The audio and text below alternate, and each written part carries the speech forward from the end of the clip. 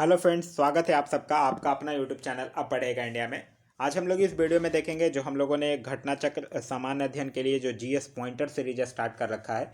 उस सीरीज में अभी हम लोग देख रहे हैं इंडियन ज्योग्राफी, भारत का भूगोल। भारत के भूगोल के क्रम में आज का जो हमारा वीडियो है वो है वीडियो नंबर 3। इससे पहले 2 वीडियो जो है वो भारत के भूगोल का ऑलरेडी अपलोडेड है। साथ ही साथ इस सीरीज में हम लोग मॉडर्न हिस्ट्री पूरा खत्म कर चुके हैं और इंडियन पॉलिटी जो है वो दोनों खत्म कर चुके हैं। इन दोनों का पूरा पीडीएफ भी जो है वो टेलीग्राम ग्रुप पर डाल दिया गया है। आप अगर अभी तक नहीं ज्वाइन किए हैं तो वीडियो के डिस्क्रिप्शन लिंक से जाकर टेलीग्राम ग्रुप ज्वाइन कर लीजिए, या फिर टेलीग्राम में जाकर सर्च कर लीजिए अब पढ़ेगा इंडिया और वहाँ जो ग्रुप आएगा उसको ज्वाइन कर लीजिए।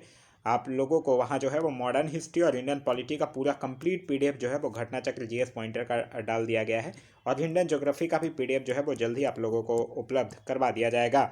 तो चलिए अब बढ़ते हैं अपने वीडियो की तरफ। आज का जो हमारा टॉपिक है वो शुरू हो रहा है अपवाह तंत्र से। सबसे पहले गंगा नदी तंत्र की अगर बात करते हैं तो कह रहा है कि गंगा नदी जो है वो उदाहरण है। तो गंगा नदी जो है वो पूर्ववर्ती अपवाह का उदाहरण है। आगे कह रहा है कि बांग्लादेश में गंगा नदी को पुकारा जाता है। तो बांग्लादेश में गंगा नदी को पद्मा के नाम से पुकारा जाता है। फिर कह रहा है सुंदरबन डेल्टा का निर्माण करने वाली नदियां हैं। तो सुंदरबन डेल्टा का निर्माण करने वाली नदियां जो है वो है गंगा और ब्रह्मपुत्र। फिर कह रहा है गंगा बहुत ही प्रदूषित नदी है। ये बिल्कुल सही है। अब तो गंगा को स्वच्छ करने के लिए अभियान भी चलाया जा रहा है। फिर कह रहा है जो नदी जितनी पवित्र होती है वो उतनी ही अधिक प्रदूषित होती है। ये कहना गलत है। तो यहाँ ए सही है और आर जो है वो गलत है। फिर आगे कह रहा है गंगा की जलोढ़ मृदा की गहराई भूमि सतह के नीचे लगभग 6000 मीटर तक होती है। आगे कह रहा है कि सही कथन है। तो कह रहा है कि देवप्रयाग अलकनंदा एवं भागीरथी नदी के संगम पर स्थित है। बिल्कुल सही है। रुद्रप्रयाग जो है वो अलकनंदा एवं मंदाकिनी नदी के संगम पर स्थित है, और अलकनंदा नदी जो है वो बद्रीनाथ से बहती है। तो यह तीनों जो है वो क्या है, सही है। आगे आपको कह रहा है सुमेलित करने के लिए एक साइड स्थल है और दूसरे साइड नदियों का संगम दिया गया है। रुद्र प्रताप की अगर बात करते हैं तो अलकनंदा और मंदाकिनी। नंद प्रयाग की अगर बात करते हैं तो अलकनंदा और नंदाकिनी। कर्ण प्रयाग की बात कीजिएगा तो अलकनंदा और पिंडर, और देव प्रयाग की अगर बात कीजिएगा तो अलकनंदा और भागीरथी। आगे कह रहा है कि अलकनंदा तथा भागीरथी का संगम होता है। तो अलकनंदा और भागीरथी का संगम जो है वो देव प्रयाग में होता है। फिर कह रहा है मंदाकिनी नदी जल प्रवाह अथवा मुख्य नदी जो है वो संबंधित है। तो यह जो है वो अलकनंदा से संबंधित है। फिर कह रहा है केदारनाथ से रुद्रप्रयाग के मध्य बहती है। तो केदारनाथ से रुद्रप्रयाग के मध्य बहती है मंदाकिनी नदी। फिर कह रहा है वह नदी का तट जिस पर बद्रीनाथ का प्रसिद्ध मंदिर स्थित है। तो वो है अलकनंदा। फिर आगे कह रहा है भारत की सबसे बड़ी बाह नदी है। तो भारत की सबसे बड़ी बाह नदी है गंगा। फिर कह रहा है पूर्वी धौली गंगा सहायक नदी है। तो पूर्वी धौली गंगा जो है वो काली नदी की सहायक नदी है। कह रहा है केदारनाथ से रुद्रप्रयाग के मध्य प्रवाहित होने वाली नदी है। तो वो है मंदाकिनी। फिर कह रहा है यमुना नदी की सहायक नदियों का पश्चिम से पूरब की ओर व्यवस्थित क्रम है। तो यमुना नदी की सहायक नदियां के पश्चिम से पूरब की अगर बात करते हैं तो वह है चंबल, फिर सिंध, फिर बेतवा, फिर केन। आगे कह रहा है केन, सोन, बेतवा एवं चंबल में वह नदी जो यमुना नदी से नहीं मिलती है। तो सोन नदी जो है वो यमुना नदी से नहीं मिलती है, बल्कि यह गंगा नदी से आकर मिलती है। आगे कह रहा है कि मोरीबंद डेल्टा उपविभाग है। तो मोरीबंद डेल्टा जो है वो बंगाल डेल्टा का उपविभाग है।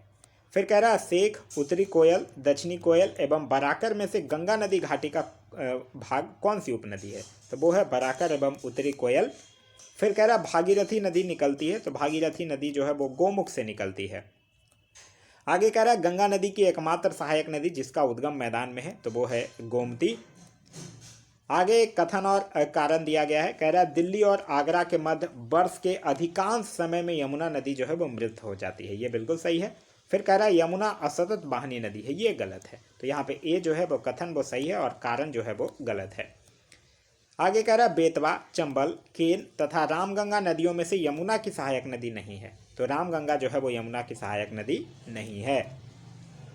फिर कह रहा है यमुना नदी का उद्गम स्थान है। तो यमुना नदी का उद्गम स्थान जो है वो बंदरपुछ चोटी से है। फिर कह रहा है बेतवा नदी मिलती है। तो बेतवा नदी जो है वो यमुना से जाकर मिलती है। कह रहा है गंगा की वो सहायक नदी जो उत्तर वाहिनी है। तो गंगा की वो सहायक नदी जो उत्तर वाहिनी है तो वो है सोन नदी। फिर कह रहा है कि गोमती, घाघरा, कोसी एवं सोन में से कौन सी नदी जो है वो गंगा नदी में बाएं से नहीं मिलती है। तो बाएं से कौन नदी नहीं मिलती। अभी हम लोगों ने देखा था कि उत्तर वाहिनी कौन नदी है, सोन है। तो इसका आंसर भी क्या होगा, सोन होगा। फिर कह रहा है यमुना और सोन के मध्य जल द्विभाजक का कार्य करने वाली श्रेणी है, तो वो है कैमूर श्रेणी। आगे कह रहा है कि महानंदा, सोन, रामगंगा एवं गंडक में से सर्वाधिक जल ग्रहण क्षेत्र वाली नदी कौन है, तो वो है सोन नदी। फिर कह रहा है बिहार राज्य में गंगा के किनारे स्थित जिलों की संख्या कितनी है, तो वो है 12।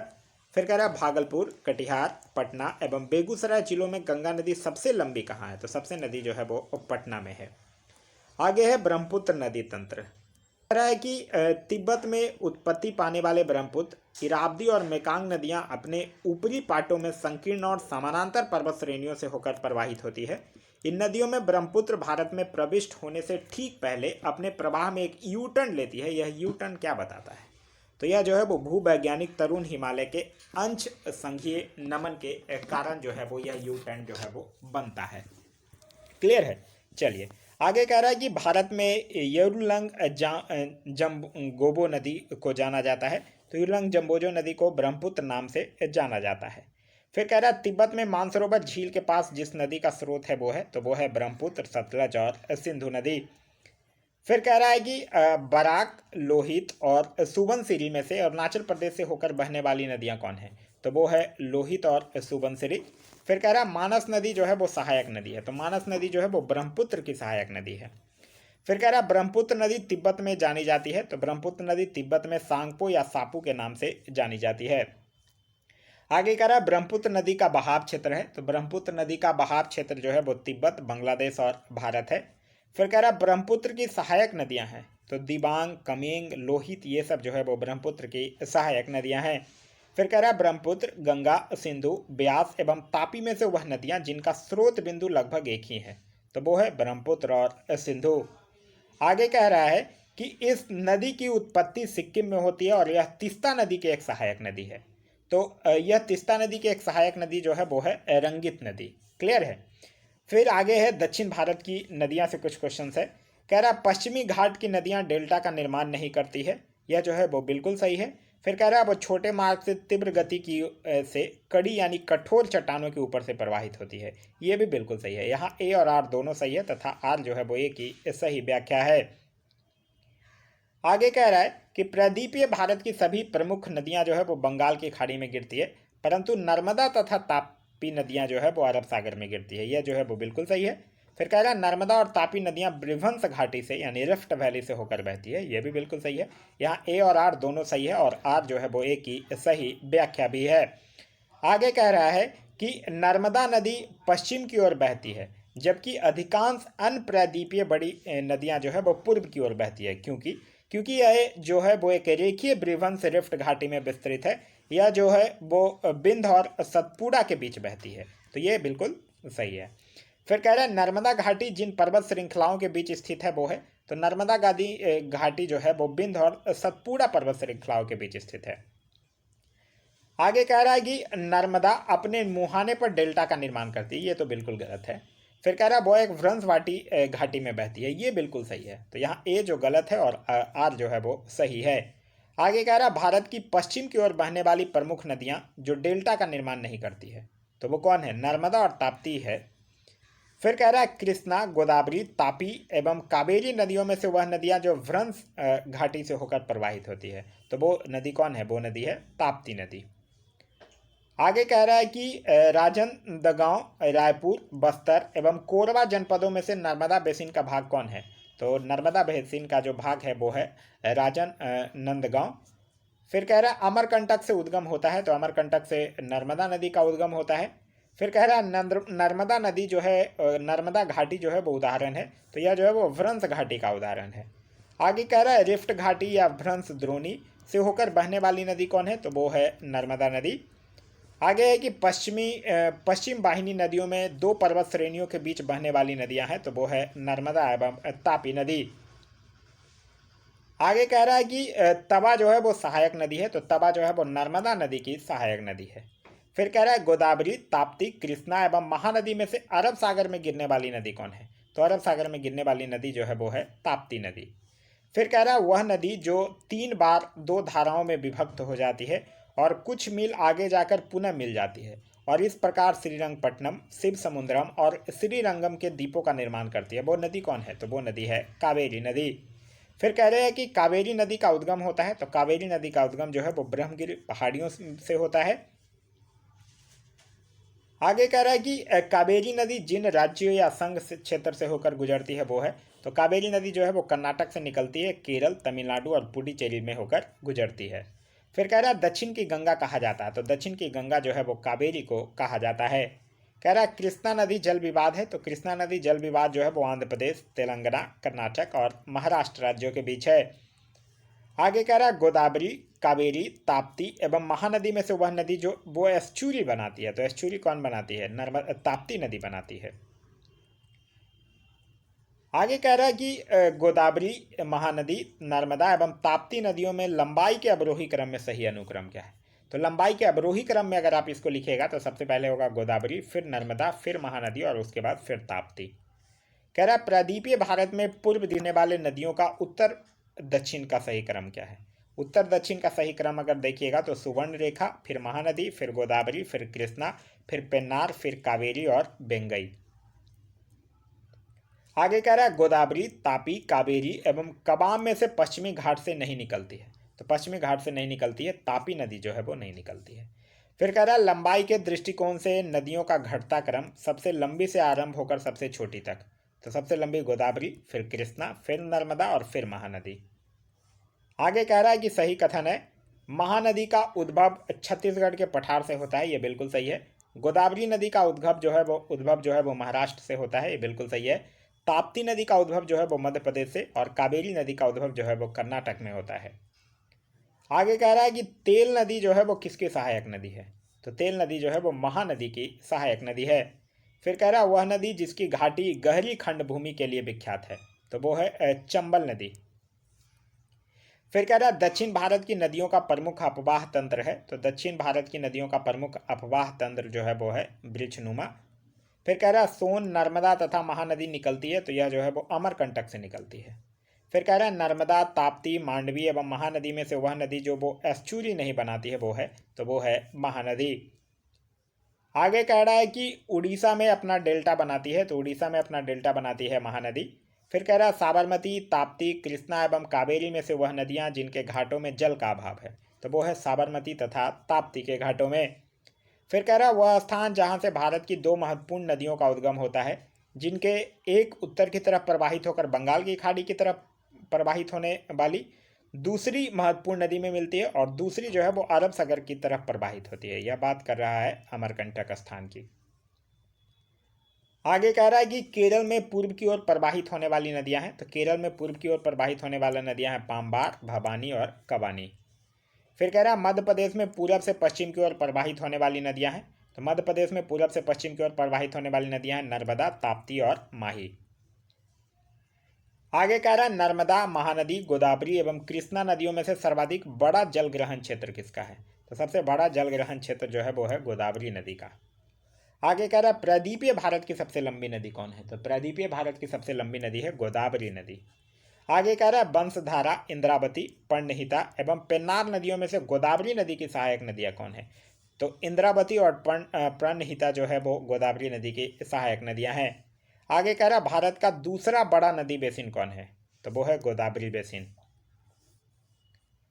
आगे कह रहा है एक साइड उद्गम क्षेत्र है, दूसरे साइड नदी दिया गया है, ब्रह्मगिर पहाड़ियां से कावेरी नदी निकलती है। झेलम की अगर बात कीजिएगा तो वो बेरीनाग सोता से निकलता है। कृष्णा नदी जो है वो महाबलेश्वर से निकलती है, और स्वर्ण रेखा नदी जो है वो छोटा नागपुर के पठार से निकलती है। आगे कह रहा है नर्मदा, सोन, चंबल तथा ताप्ती नदी घाटियों में सबसे गहरी खंड भूमि के लिए विख्यात कौन है? तो सबसे गहरी खंड भूमि के लिए चंबल नदी विख्यात है। आगे कह रहा है हिमालय की सभी श्रेणियों को काटने वाली नदी कौन है? तो हिमालय के सभी श्रेणियों को काटने वाली जो नदी है वो है सतलज नदी। फिर आगे कह रहा है दूध गंगा नदी अवस्थित है, तो दूध गंगा नदी जो है वो जम्मू कश्मीर, उत्तराखंड और महाराष्ट्र में अवस्थित है। आगे कह रहा है कि बंगाल की खाड़ी में गिरने वाली नदियां हैं, तो वो है गंगा, ब्रह्मपुत्र, गोदावरी, महानदी, कृष्णा, कावेरी, पेन्नार, स्वर्णरेखा। ये सब नदियां जो है वो बंगाल की खाड़ी में जाकर गिरती है। फिर कह रहा है कृष्णा नदी की सहायक नदी है, तो कृष्णा नदी की सहायक नदी है कोयना, यरला, डीना, बरना, घाट प्रभा, ये सारे। कह रहा हगरी सहायक नदी है, तो यह जो है वो तुंगभद्रा की सहायक नदी है। फिर कह रहा है उत्तर दक्षिण दिशा के आधार पर नदियों का सही अनुक्रम क्या है, तो वो है किशन गंगा, फिर बेन गंगा, फिर पेन गंगा। आगे कह रहा है कि हिमाचल प्रदेश से होकर बहने वाली प्रमुख नदियां कौन हैं, तो हिमाचल प्रदेश से होकर बहने वाली हैं ब्यास नदी, चेनाब, रावी, सतलज, यमुना, ये सब जो है वो हिमाचल प्रदेश से होकर बहती है। आगे कह रहा है कि दिए गए चित्र में प्रदर्शित 1, 2, 3, 4 से अंकित नदियां क्रमशः है। यहाँ 1 की अगर बात कीजिएगा तो वो है गंडक, 2 की अगर बात कीजिएगा तो वो है गंगा, 3 की अगर बात कीजिएगा तो यह है गोमती, और 4 की बात कीजिएगा तो यह है घाघरा नदी। आगे कह रहा है कि दामोदर नदी से निकाली गई नहर है, तो दामोदर नदी से निकाली गई जो नहर है वो है एडन नहर। फिर कह रहा है दामोदर सहायक नदी है, तो दामोदर जो है वो हुगली की सहायक नदी है। फिर कह रहा है गोमती, पेरियार, दामोदर एवं महानदी में से दामोदर नदी निकलती है, तो दामोदर नदी जो है वो छोटानागपुर के पठार से निकलती है। आगे कह रहा है पूर्व की ओर बहने वाली भारत की नदी जिसमें निम्न बालवन यानी डाउन वॉर्पिंग के कारण बिरभंस घाटी यानी रिफ्ट वैली है, तो वह बात कर रहा है दामोदर नदी की। फिर कह रहा है गोमती, पेरियार, दामोदर एवं महानदी में से भारत की सर्वाधिक प्रदूषित नदी कौन है, तो भारत की सर्वाधिक प्रदूषित नदी जो है वो है दामोदर। आगे कह रहा है ताप्ती, कृष्णा, लूनी और नर्मदा में से भूमि बंधित नदी है, तो इसमें से भूमि बंधित नदी जो है वो है लूनी नदी। ठीक है। आगे कह रहा है कि लूनी नदी के संदर्भ में सही कथन है, तो लूनी नदी के संदर्भ में सही कथन है कि यह कच्छ की रण की दलदली भूमि में जाकर लिप्त हो जाती है। फिर कह रहा है माही, घग्गर, नर्मदा एवं कृष्णा नदियों में से अंत स्थलीय अपवहन नदी का उदाहरण कौन है, तो वो है घग्गर नदी। फिर कह रहा है सबसे अधिक नदी पथ परिवर्तन यानी मैक्सिमम शिफ्टिंग ऑफ कोर्स करने वाली नदी कौन है, तो वो है कोसी नदी। आगे कह रहा है कि खारी नदी जिस अपवाह तंत्र का अंग है वो है बंगाल की खाड़ी। फिर कह रहा है वह नदी जिसका स्रोत हिमनदों में नहीं है, तो वो है कोसी। फिर कह रहा है त्रिवेणी नहर में पानी आता है, तो त्रिवेणी नहर में पानी जो है वो कहाँ से आता है, वो आता है गंडक नदी से। फिर कह रहा है बिहार की वह नदी जिसने वर्ष 2008 में अपना मार्ग परिवर्तित किया एवं आपदा की स्थिति उत्पन्न की थी वो है कोसी नदी। आगे कह रहा है कि भारत की नदियों स्पीति, सतलज, श्योक तथा जास्कर में उत्तर से दक्षिण की ओर जाते हुए नदियों का सही अनुक्रम क्या है, तो वो है श्योक, जास्कर, स्पीति और सतलज। आगे कह रहा है कि संथाल परगना में लगने वाले दुमका का हिजला मेला आयोजित किया जाता है, तो यह जो है म्यूराची नदी पर किया जाता है। फिर कह रहा है 2 राज्यों में पहली बार 2 नदियों को जोड़ने की परियोजना के संबंध में समझौता के स्मृति पत्र पर हस्ताक्षर किए गए थे। राज्यों और नदियों के नाम क्या है, तो वो है उत्तर प्रदेश और मध्य प्रदेश, और वो नदियों के नाम है केन और बेतवा नदी। फिर कह रहा है उत्तर प्रदेश एवं मध्य प्रदेश राज्यों में संयुक्त राजघाट नदी घाटी परियोजना लागू की गई है, वो स्थित है, तो वो स्थित जो है वो बेतवा नदी पर स्थित है। आगे कथन और कारण दिए गए हैं। कह रहा है काली नदी भारत के दक्षिणी भाग में पूर्व की ओर बहने वाली नदी है, यह जो है वो गलत है।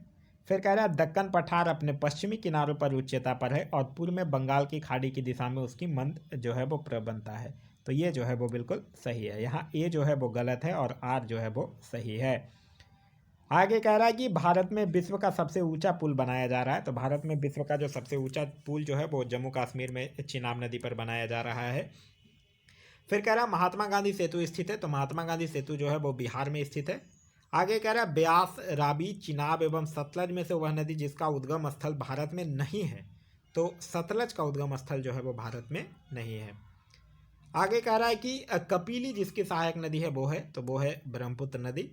फिर कह रहा है सही सुमेलित है, एक साइड मुख्य नदियां हैं, दूसरे साइड उसकी सहायक नदियां हैं। गोदावरी मंजरा के साथ, कृष्णा भीमा, ब्रह्मपुत्र तिस्ता, गोदावरी इंद्रावती और यमुना जो है वो चंबल और केन के साथ मैच करेगा। आगे कह रहा है कि क्षिप्रा, काली सिंह, बेतवा एवं पार्वती में से वह नदी जो चंबल में नहीं मिलती है, तो बेतवा नदी जो है वो जाके चंबल में नहीं मिलती है। फिर कह रहा है चंबल, दामोदर, गंडक एवं रामगंगा में से वह नदी जो अपने भ्रंश घाटी प्रवाह के लिए प्रसिद्ध है, तो अपने भ्रंश घाटी प्रवाह के लिए प्रसिद्ध है दामोदर नदी। फिर कह रहा है वह नदी जिसके ऊपरी मार्ग में मीठा जल का परंतु निचले भाग में खारे जल का प्रवाह मिलता है, तो वो है लूनी नदी। आगे कह रहा है अध्यारोपित नदी का उदाहरण है, तो अध्यारोपित नदी का उदाहरण है चंबल नदी। आगे कह रहा है संकोस नदी सीमा बनाती है, तो संकोस नदी जो है वो असम एवं पश्चिम बंगाल के बीच सीमा बनाती है। आगे कह रहा है पार्वती, लूनी, माही और जवाई में से वह नदी जो मध्य प्रदेश से निकलती है और खंभात की खाड़ी में गिरती है, तो वो है माही नदी। आगे कह रहा है किशन गंगा एक सहायक नदी है, तो किशन गंगा जो है वो झेलम की सहायक नदी है। आगे मुंबई की मीठी नदी जिस झील से निकलती है वो है बिहार झील। फिर कह रहा है महानंदा, सोन, रामगंगा एवं गंडक में से वह नदी जिसका जल ग्रहण क्षेत्र जो है वो सर्वाधिक है, तो जिसका जल ग्रहण क्षेत्र जो है वो सर्वाधिक है वो है सोन नदी। आगे कह रहा है कि ब्रह्मपुत्र, गंगा, गोदावरी एवं सिंधु में से भारत की सबसे लंबी नदी कौन है, तो भारत की सबसे लंबी नदी है गंगा नदी। फिर कह रहा है कि भारत में चंद्रा और भागा नदियाँ किस क्षेत्र में बहती है, तो यह जो है वो लाहौल घाटी हिमाचल प्रदेश में बहती है। कह रहा है बराकर, इंद्रावती, जमुनिया और बारकी में से कौन जो है वो दामोदर नदी की सहायक नहीं है, तो इंद्रावती जो है वो दामोदर नदी की सहायक नदी नहीं है। आगे कह रहा है सही सुमेलित करने के लिए कह रहा है बिष्ट दोआब जो है वो ब्यास तथा सतलज के मध्य मैच करेगा, बारी दोआब रावी तथा ब्यास के बीच, रचना दोआब रावी तथा चिनाब के मध्य, और चाग दोआब जो है वो चिनाब तथा झेलम के मध्य। फिर कह रहा है नदियों के किनारे कुछ स्थित नगर है। कह रहा है गंगा नदी के किनारे सबसे बड़ा शहर है, तो वो है कानपुर। भागीरथी नदी के किनारे स्थित शहर है, तो वो है उत्तरकाशी। लेह अवस्थित है, तो लेह जो है वो सिंधु नदी के दाएं तट पर अवस्थित है। कह रहा है भुवनेश्वर अवस्थित नहीं है, तो भुवनेश्वर अवस्थित नहीं है महानदी के तट पर। आगे कह रहा है सुमेलित है, सूची 1 और सूची 2 को सुमेलित करना है। एक साइड नगर दिए गए हैं और दूसरे साइड समीपवर्ती नदी दी गई है, बैतूल, ताप्ती, जदगलपुर इंद्रावती, जबलपुर नर्मदा, कटक महानदी, नासिक गोदावरी, उज्जैन सिप्रा, गोरखपुर राप्ती, लुधियाना सतलज। आगे है सूरत ताप्ती, कोटा चंबल, अहमदाबाद साबरमती, हैदराबाद मूसी नदी, पंढरपुर चिरापल्ली कावेरी नदी, और हम्पी जो है वो तुंगभद्रा नदी। फिर कह रहा है कश्मीर में पहलगाम किस नदी के किनारे बसा है, तो यह जो है वो लीधर नदी के किनारे बसा हुआ है। आगे है कि गोविंद घाट जो है वो अवस्थित है, तो गोविंद घाट जो है वो अलकनंदा एवं लक्ष्मण गंगा नदी के किनारे अवस्थित है। आगे कुछ क्वेश्चंस है प्रपात और झीलों से। कह रहा है हुंड प्रपात निर्मित है, तो यह जो है वो स्वर्ण रेखा नदी पर निर्मित है। फिर एक साइड जलप्रपात है, दूसरे साइड नदी दिया गया है। कपिल धारा प्रपात नर्मदा नदी, शिव समुद्रम प्रपात कावेरी नदी, चित्रकूट इंद्रावती नदी, दूध सागर मांडवी, डुडुमा मच्छकुंड, गोकाक घाट प्रभा, चूलिया चंबल, धुआंधर नर्मदा, और लोग बढ़ा घाघ ये जो है वो बूढ़ा नदी पर बूढ़ा घाघ है। भारत का सबसे बड़ा जलप्रपात जोग प्रपात जो है वो स्थित है, तो जोग प्रपात जो है वो शरावती नदी पर स्थित है। फिर कह रहा है भारत का वह जलप्रपात जिसे लोकप्रिय रूप से नियाग्रा जलप्रपात के तौर पे जाना जाता है, तो नियाग्रा जलप्रपात के तौर पे जाना जाता है चित्रकूट प्रपात को। फिर कह रहा है भारत के गोवा में स्थित जलप्रपात है, तो वो है दूध सागर प्रपात। आगे कह रहा है कि अमृतधारा जलप्रपात किस नदी पर है, तो अमृतधारा जलप्रपात जो है वो हसदो नदी पर है। फिर कह रहा है भेड़ाघाट पर स्थित जलप्रपात है, तो भेड़ाघाट के स्थित पर जलप्रपात जो है वो धुआंधर है। फिर कह रहा है विश्व जलप्रपात डाटाबेस की वर्तमान स्थिति के अनुसार भारत का सबसे ऊंचा जलप्रपात कौन है, तो भारत का सबसे ऊंचा जलप्रपात जो है वो नोकाई लिकाई है जो कि मेघालय में है। आगे कह रहा है कुचिकल जलप्रपात का सही ऊंचाई क्या है, तो वो है 183 मीटर। फिर कह रहा है बेममनाथ झील है, तो वो जो है वो केरल में है। फिर कह रहा है अष्टमुडी, चिल्का, पेरियार एवं पुलिकट झील में से कौन सा एक लैगून नहीं है, तो पेरियार जो है वो लैगून नहीं है, ये कृत्रिम है। आगे कह रहा है कि चिल्का झील जहाँ स्थित है वो है, तो चिल्का झील जहाँ स्थित है वो है उत्तरी सरकार तट चिल्का झील स्थित है, तो यह जो है वो उड़ीसा में स्थित है। आगे कह रहा है 2 भारतीय राज्यों की साझेदारी वाला झील कौन है, तो 2 भारतीय राज्यों की साझेदारी वाला जो झील है वो है पुलिकट झील। फिर कह रहा है फुलहर झील स्थित है, तो यह जो है वो उत्तर प्रदेश पीलीभीत में स्थित है। आगे कह रहा है सही सुमेलित है, एक साइड झील है दूसरे साइड अवस्थिति दिया गया है। लोकटक जो है वो मणिपुर, डिडवाना उदय सागर राजस्थान, चपनाला असम, लोनार महाराष्ट्र, नक्की राजस्थान, केलुरु आंध्र प्रदेश, डल कश्मीर, और पुलिकट जो है वो आंध्र प्रदेश और तमिलनाडु की सीमा पर। आगे कह रहा है कि हरिणसर झील, कोलेरू झील, सला झील एवं चपनाला झीलों में असम राज्य में कौन सा स्थित झील है, तो चपनाला झील जो है वो असम में स्थित है। आगे कह रहा है रहीसमई झील किसको कहा जाता है, तो रूपकुंड झील को रहीसमई झील भी कहा जाता है। कह रहा है जम्मू एंड कश्मीर में अवस्थित झील है, तो ये जो है वो अंचार झील श्रीनगर। फिर आगे कह रहा है सही सुमेलित है, एक साइड झीलें हैं दूसरे साइड उसकी अवस्थिति दी गई है।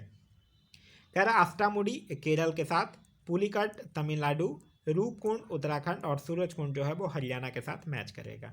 आगे कह रहा है पुलिकट झील तमिलनाडु एवं आंध्र प्रदेश राज्यों की सीमाओं पर कोरोमंडल तट पर स्थित खड़े पानी की झील है।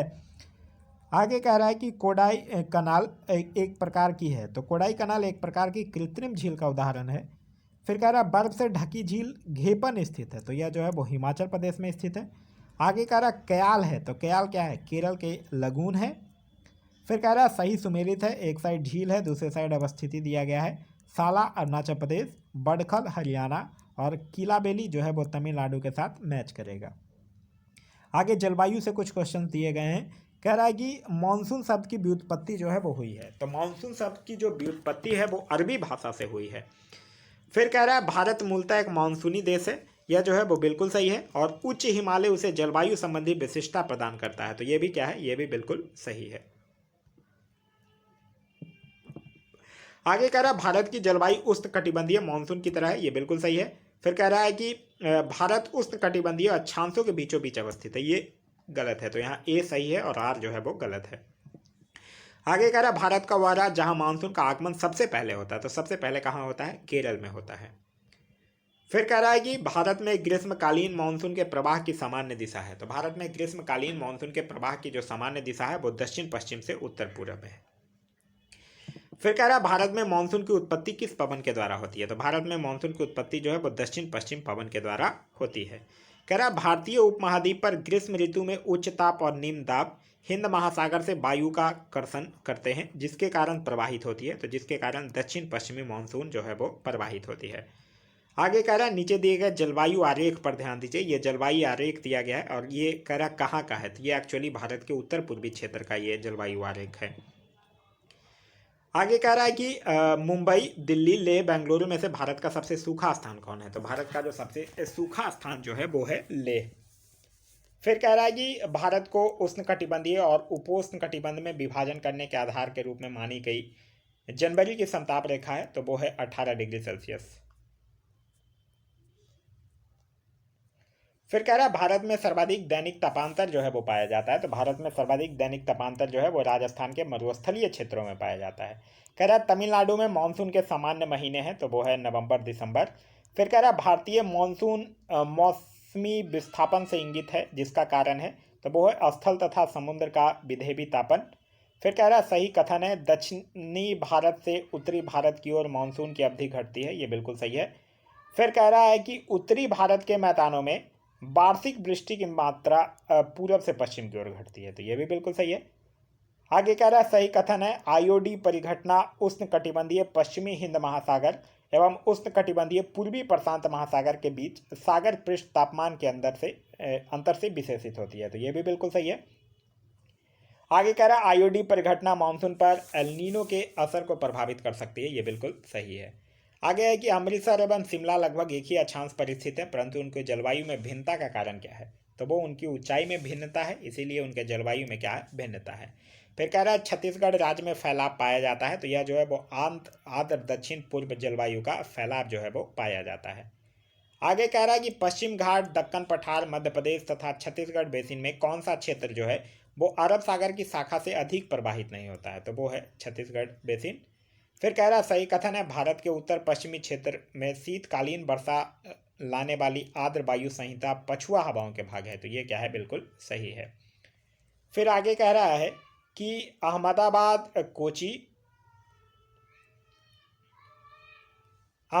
कोची, लुधियाना एवं तेजपुर में कहाँ पर आर्द्र जलवायु का अनुभव होता है, तो यह होता है कोची एवं तेजपुर में। फिर कह रहा है इंटर ट्रॉपिकल कन्वर्जेंस जोन एक निम्न वायुदाब पेटी स्थित है, तो यह जो है वो पछुआ एवं ध्रुवीय हवाओं के पेटियों के मध्य। फिर कह रहा है मानसून का निर्वतन इंगित होता है, तो यह जो है वो साफ अक्षांश से बंगाल की खाड़ी में अधिक दाब परिस्थिति से और स्थल पर तापमान के बढ़ने से।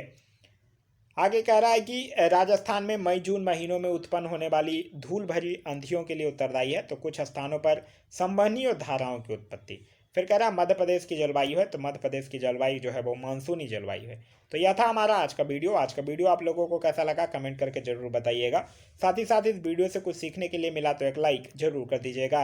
वीडियो पसंद आ रहा है तो अपने दोस्तों के साथ शेयर करना ना भूलें। अभी तक आप इस चैनल पर नए हैं या चैनल को सब्सक्राइब नहीं किया है तो चैनल को सब्सक्राइब कर लीजिए और साथ ही साथ बेल आइकन दबा लीजिए ताकि हमारे सारे वीडियो के नोटिफिकेशन जो है वो आपको मिलते रहें। Thanks for watching.